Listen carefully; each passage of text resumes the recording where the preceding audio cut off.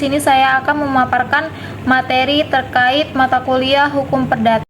Adapun materi-materi yang akan saya jelaskan yaitu terkait dari bab 1 sampai bab 5, yaitu bab 1 pengertian dan ruang lingkup hukum perdata internasional, bab 2 titik-titik pertalian sebagai penentu persoalan hukum perdata internasional, bab 3 status personal dan kaitannya dengan prinsip kewarganegaraan dan domisili, bab 4 kualifikasi, dan bab 5 menunjukkan kembali atau renvoy.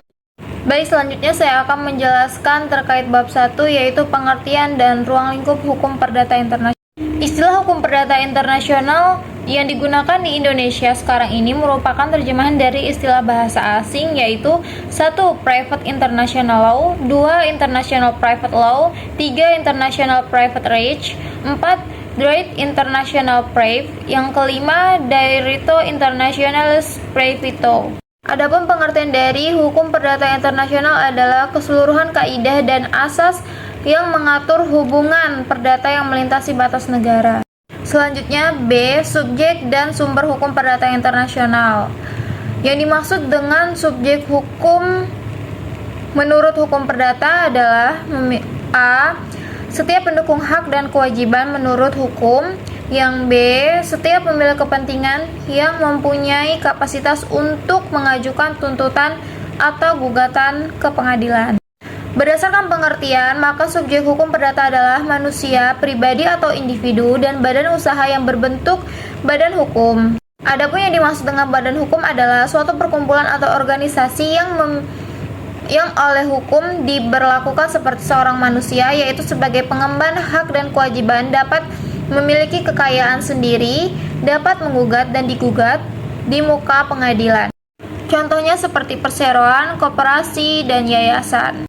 Selanjutnya, sumber hukum perdata internasional atau sumber hukum formal yaitu A. Sumber yang berasal dari undang-undang. Adapun undang-undang yang berkaitan dengan masalah hukum perdata yaitu 1. Kitab Undang-Undang Hukum Perdata, yang kedua Kitab Undang-Undang Hukum Dagang, yang ketiga Undang-Undang Nomor 1 Tahun 1974 tentang perkawinan. Hukum yang kedua yaitu yang berasal dari usaha masyarakat internasional di bidang unifikasi hukum perdata internasional. Selanjutnya sumber hukum yang ketiga yaitu konvensi-konvensi hukum perdata internasional yang dihasilkan oleh lembaga-lembaga internasional. Yang C. Masalah-masalah pokok hukum perdata internasional. Menurut David D. Siegel, bahwa persoalan pokok hukum perdata internasional yaitu 1. Hukum yang harus diberlakukan dalam suatu perkara yang mengandung elemen asing. Yang kedua, kewenangan pengadilan yang mengadili perkara tersebut. Yang ketiga, pengakuan dan pelaksanaan putusan peradilan asing. Yang selanjutnya D. Ruang lingkup hukum perdata internasional. Adapun ruang lingkup hukum perdata internasional dapat diuraikan sebagai berikut. 1. Yang tersempit. Hukum perdata internasional hanya terbatas pada masalah hukum yang diberlakukan. Di sini yang dibahas hanyalah masalah-masalah yang berkenaan dengan hukum yang harus diberlakukan. Kedua, hukum perdata internasional yang lebih luas, yakni persoalan yang bertalian dengan kompetensi atau wewenang hakim. Di hukum perdata internasional tidak hanya menyangkut masalah hakim yang berwenang menyelesaikan sengketa hukum. Nomor 3, hukum perdata internasional yang lebih luas lagi. Hukum perdata internasional tidak hanya menyangkut persoalan hukum dan pilihan forum atau hakim, tetapi juga menyangkut status. Selanjutnya yang nomor 4, hukum perdata internasional yang terluas. Hukum perdata internasional menyangkut persoalan pilihan hukum, pilihan forum atau hakim, status orang asing, dan kewarganegaraan. Kewarganegaraan ini menyangkut persoalan tentang cara memperoleh dan hilangnya kewarganegaraan. Baik, selanjutnya saya akan menjelaskan bab 2 yaitu titik-titik pertalian sebagai penentu persoalan hukum perdata internasional. A. Pengertian titik pertalian atau titik-titik taut dalam hukum perdata internasional yaitu menurut Sudargo Gautama adalah hal-hal atau keadaan yang menyebabkan berlakunya suatu stelsel atau sistem hukum. B. Macam-macam titik pertalian. Titik pertalian ada dua macam, yaitu yang pertama ada titik pertalian primer. Titik pertalian primer adalah faktor-faktor keadaan-keadaan atau sekumpulan fakta yang menciptakan bahwa suatu hubungan menjadi hubungan perdata internasional. Adapun faktor-faktor keadaan atau fakta yang merupakan titik pertalian primer yang menciptakan atau menentukan hubungan hukum perdata internasional adalah 1. Kewarganegaraan, 2. Bendera, kapal, dan pesawat udara, yang ketiga domisili, yang keempat ada tempat kediaman, yang kelima tempat kedudukan badan hukum, yang keenam pilihan hukum dan hubungan intern. Yang kedua ada titik pertalian sekunder.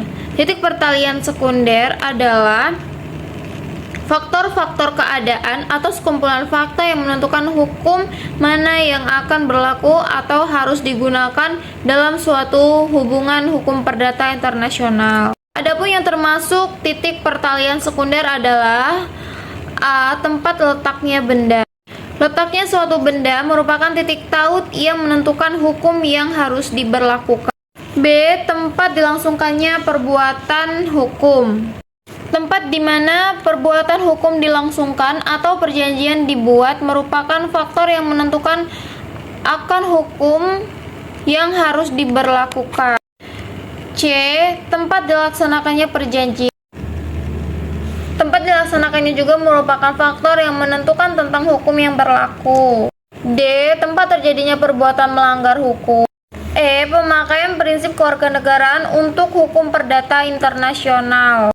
F. Pilihan hukum. Hukum yang dipilih oleh para pihak yang berbeda, kewarganegaraan, berbeda domisili yang berbeda pada suatu residen untuk melakukan perbuatan hukum, misalnya perkawinan merupakan titik taut sekunder hukum yang berlaku. Selanjutnya saya akan menjelaskan bab 3 yaitu status personal dan asas-asas dalam penetapan kewarganegaraan dan domisili. A. Pengertian status personal. Status personal diartikan sebagai kondisi atau keadaan suatu pribadi dalam hukum yang diartikan atau diakui oleh negara untuk mengembangkan dan untuk mengamankan dan melindungi lembaga-lembaganya. Lembaga-lembaga yang termasuk dalam status personal antara lain A. 1. Hak dan kewajiban. 2. Kemampuan, kecakapan, dan ketidakkecakapan dan bertindak di bidang hukum, misalnya ketentuan mengenai usia perkawinan anak-anak di bawah umur. B. Ruang lingkup status personal. Mengenai ruang lingkup status personal dibedakan menjadi beberapa. 1. Yaitu konsepsi luas. Mengenai ruang lingkup status personal dibedakan menjadi beberapa bagian. 1. Konsepsi luas. Menurut konsepsi luas, status personal meliputi berbagai hak hukum pada umumnya, termasuk permulaan lahirnya dan terhentinya kepribadian, kemampuan untuk melakukan perbuatan hukum, perlindungan kepentingan pribadi, persoalan yang berkaitan dengan hukum, keluarga, dan waris. Yang kedua, konsepsi yang agak sempit. Konsepsi ini dianut antara lain Prancis menganggap tidak sebagai status personal lain antara lain hukum harta benda dalam perkawinan, pewarisan, dan ketidakmampuan bertindak di bidang hukum dalam hal kasus misalnya seorang dokter diperkenankan memperoleh suatu hak yang timbul dari pasiennya. Yang ketiga, konsepsi yang lebih sempit. Menurut konsepsi ini, hukum keluarga dan waris tidak termasuk dalam status personal. C. Cara menentukan status personal. Dalam hukum perdata internasional, ada dua asas yang menentukan status personal seseorang, yaitu 1. Asas nasionalitas dan asas nasionalitas atau kewarganegaraan. Menurut asas ini, status personal seseorang dikaitkan dengan hukum nasionalnya, atau dengan kata lain, status personal seseorang ditentukan oleh hukum nasionalnya. Yang kedua ada asas teritorialitas atau domisili. Asas ini memakai hukum domisili teritorial untuk menentukan titik tautnya. Menurut asas ini, status personal seseorang ditentukan di mana ia berdomisili, sehingga semua yang berada di dalam wilayah suatu negara dianggap tunduk di bawah negara itu. D. Asas-asas dalam penentuan kewarganegaraan. Prinsip-prinsip umum hukum internasional mengenai kewarganegaraan antara lain: A. Orang-orang yang tidak memiliki hubungan apapun dengan suatu negara tidak boleh dimasukkan sebagai warga negara dari negara yang bersangkutan. B. Suatu negara tidak boleh menentukan siapa-siapa yang menentukan warga negara dari suatu negara lainnya. 1. Cara menentukan kewarganegaraan. Dalam hukum internasional maupun hukum perdata internasional dikenal adanya dua asas yang menentukan kewarganegaraan seseorang, yaitu asas tempat kelahiran, dan yang kedua asas keturunan.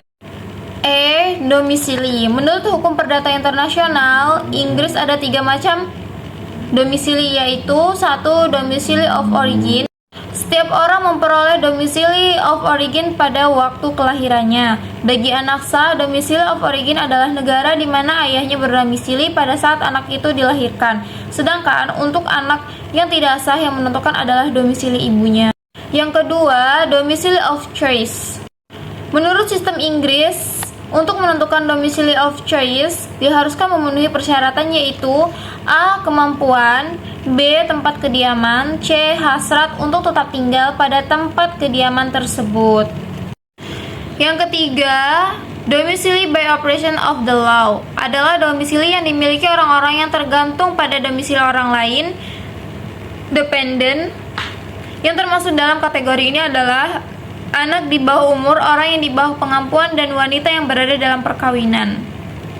Baik, selanjutnya saya akan menjelaskan bab 4, yaitu tentang kualifikasi. A. Istilah dan pengertian kualifikasi. Kualifikasi sebenarnya adalah melakukan translation atau penyalinan daripada fakta-fakta sehari-hari dalam istilah-istilah hukum. Fakta-fakta yang dimasukkan dalam kotak-kotak hukum, kelas-kelas, ruang-ruang, atau kamar-kamar atau bagian-bagian hukum yang sudah tersedia. Menurut Bayu Seto, dalam hukum perdata internasional terdapat 2 macam kualifikasi, yaitu kualifikasi hukum dan kualifikasi fakta. Kualifikasi hukum adalah penggolongan atau pengelompokan seluruh kaidah hukum ke dalam kategori hukum tertentu yang telah ditetapkan sebelumnya, sedangkan kualifikasi fakta adalah kegiatan pengumpulan sekumpulan fakta dari suatu peristiwa hukum untuk ditetapkan menjadi satu atau lebih peristiwa atau masalah hukum. Adapun contoh-contoh perlunya kualifikasi dalam hukum perdata internasional: 1. Mengenai istilah kadaluarsa atau lampau waktu.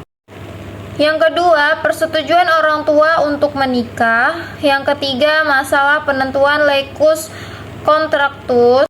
Yang keempat, mengenai benda bergerak atau tidak bergerak. Yang kelima, harta bersama merupakan harta benda perkawinan atau pewarisan. B. Macam-macam kualifikasi. Secara garis besar ada 3 macam kualifikasi. 1. Kualifikasi menurut lex fori, menurut hukum hakim. Yang kedua, kualifikasi menurut lex causa, yaitu hukum yang dipergunakan untuk menyelesaikan persoalan hukum perdata internasional bersangkutan. Yang ketiga, kualifikasi secara otonom berdasarkan comparative method atau analytical jurisprudence. Dan yang keempat, kualifikasi bertahap, primer dan sekunder. Adapun yang pertama, yaitu kualifikasi menurut lex fori, menurut hukum hakim. Menurut pendirian ini, kualifikasi harus dilakukan menurut hukum material sang hakim pengadilan yang mengadili perkara. Yang kedua, kualifikasi menurut lex causa. Menurut pandangan ini, maka kualifikasi dilakukan menurut sistem hukum dari pengertian ini berasal.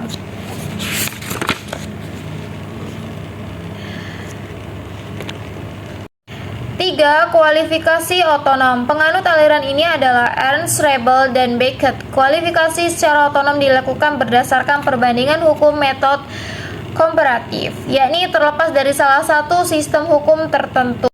Yang keempat, kualifikasi bertahap, primer dan sekunder. Kualifikasi ini harus dilakukan melalui 2 tahap, yaitu A. Kualifikasi tahap pertama, kualifikasi primer adalah kualifikasi yang diperlakukan untuk dapat menentukan hukum yang harus dipergunakan. Kualifikasi primer ini memberikan kepastian tentang pengertian-pengertian seperti domisili, pewarisan, tempat dilaksanakannya kontrak, dan sebagainya. B. Kualifikasi tahap kedua, kualifikasi sekunder. Apabila sudah diketahui suatu hukum asing manakah yang harus dipergunakan, maka perlu dilakukan kualifikasi lebih lanjut menurut hukum asing yang sudah dikemukakan. Kualifikasi semacam ini dinamakan kualifikasi sekunder. Selanjutnya saya akan menjelaskan mengenai bab 5, yaitu penunjukan kembali. Bab 5, penunjukan kembali atau renvoi. Salah satu bagian dari teori umum hukum perdata internasional yang selalu menarik perhatian adalah masalah renvoi atau penunjukan kembali. Timbulnya masalah renvoi karena adanya aneka warna sistem hukum perdata internasional, di mana kita mengetahui bahwa tiap-tiap negara di dunia memiliki sistem hukum perdata internasional masing-masing, sehingga dengan demikian tidak ada keseragaman cara-cara menyelesaikan masalah-masalah hukum perdata internasional. Adapun istilah-istilah renvoi Prancis bermacam-macam di Indonesia. Kita mengartikan sebagai penunjukan kembali. B. Hubungan dengan masalah kualifikasi. Masalah renvoi mempunyai hubungan yang erat dengan persoalan kualifikasi. Apabila hukum perdata internasional Indonesia menunjuk pada berlakunya hukum asing, maka timbulnya pertanyaan yang diartikan dengan istilah hukum asing. Apakah hukum asing ini berarti hukum intern dari negara yang bersangkutan harus berlakunya, atau lebih luas lagi yang termasuk penunjukan pada kaidah-kaidah hukum perdata internasionalnya? Contoh, apabila menurut hukum perdata internasional Indonesia ditentukan bahwa hukum Inggris yang harus diberlakukan untuk mengadili suatu perkara, maka akan timbul pertanyaan apakah yang diartikan dengan istilah hukum Inggris ini. Dalam hal ini dapat terjadi dua kemungkinan, yaitu A. Hukum intern Inggris, domestic municipal law yang berlaku di negara Inggris untuk hubungan-hubungan hukum antara sesama orang Inggris. B. Bukan saja hukum intern tetapi mencakup kaidah-kaidah hukum perdata internasional Inggris, jadi termasuk di dalamnya kaidah-kaidah mengenai choice of law, hukum perdata Inggris, hukum perdata internasional Inggris. Selanjutnya C. Pro dan kontra mengenai renvoi. Adapun yang tidak setuju terhadap renvoi berdasarkan alasan-alasan berikut. 1. Renvoi tidak logis. Yang kedua, renvoi merupakan penyerahan kedaulatan legislatif. Yang ketiga, renvoi membawa ketidakpastian hukum. Sedangkan yang menerima renvoi seperti Indonesia berdasarkan pada alasan 1, renvoi memberi keuntungan praktis. Yang kedua, jangan plus royalites Qui Leroy, jangan bersifat lebih raja daripada sang raja sendiri. Yang ketiga, keputusan-keputusan yang berbeda. Yang keempat, harmoni dari keputusan-keputusan.